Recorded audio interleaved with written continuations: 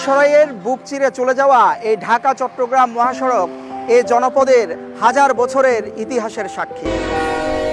এক পাশে পাহাড়িয়া সবুজ, অন্য পাশে দিগন্ত বিস্তৃত ফসলি জমি, মাঝে ছায়া সুনিবিড় মনোরম পথে ঝকঝক শব্দে ছুটেছে রেলগাড়ি।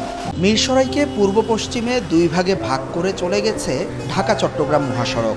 ঢাকা চট্টগ্রাম রেলপথে এমন মন ভুলানো দৃশ্য দেখলে বুঝবেন আপনি তখন মিরসরাই। 1917 সালের 15 জুলাই 16 ইউনিয়ন নিয়ে আনুষ্ঠানিকভাবে যাত্রা শুরু করে মিরসরাই থানা। এ জনপদের আনাচে কানাচে ছড়িয়ে আছে ইতিহাসের নানা সাক্ষী।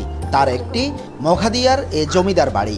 250 বছরের পুরনো এ বাড়ি জমিদার নুরুল আফসার চৌধুরী কেনু মিয়ার, যিনি ব্রিটিশ আমলে বঙ্গীয় আইন পরিষদের সদস্য ছিলেন। পুরনো ইটের দেয়ালে রকমারি আগাছা ঝোপঝাড়, তবে তাদের জৌলুস আর ঐতিহ্য এখনো এলাকার মানুষের মুখে মুখে। আমরা আমার ছোটকাল থেকে শুনছি যে উনির কাছে 9000 খানি সম্পদ আছিল, ফার নতুন দৈরা পর্যন্ত, মানে সূর্য উলো নতুন ডুবন পর্যন্ত। সীতাকুণ্ড মানে সিটান ডিস্ট্রিক্টে ওদের থেকে বড় জমিদার আর কেউ ছিল না। উনি ব্রিটিশ আমলে MLA ছিল।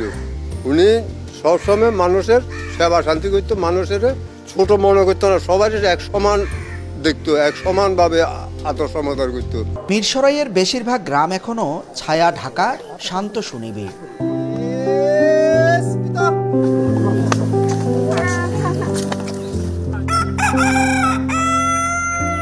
উপজেলার জোরারগঞ্জে প্রায় 500 বছরের পুরনো ঐতিহাসিক ছুটিখা মসজিদ। 1515 সালে সুলতান আলাউদ্দিন শাহের শাসনামলে এ মসজিদ প্রতিষ্ঠা করেন তারই সেনাপতি ছুটিখা।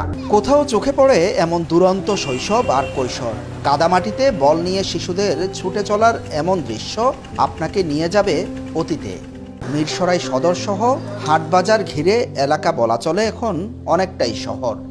তবে এখন আধুনিকতার ভিড়ে গ্রামের চিরচেনা চিত্র অনেকটাই পরিবর্তন হয়েছে। ইটঢালা সড়ক ঢেকে দিয়েছে গ্রামের সবুজ মেঠো পথ। এ জনপদের মানুষের প্রধান পেশা কৃষি। মৌসুমে ধান কাটা, মাড়াই আর বিক্রির তাড়াহুড়ো থাকে গৃহস্থের। বর্তমান সময়ে যান্ত্রিক প্রযুক্তি যোগ হয়েছে কৃষিতে।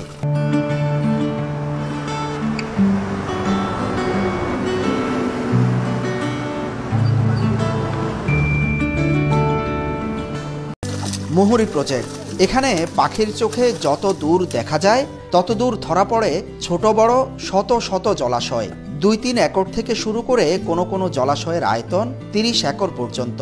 সব মিলিয়ে প্রায় 7000 একরের এই মৎস্য ভাণ্ডার দেশে মিঠা পানির মাছের সর্ববৃহৎ প্রকল্প।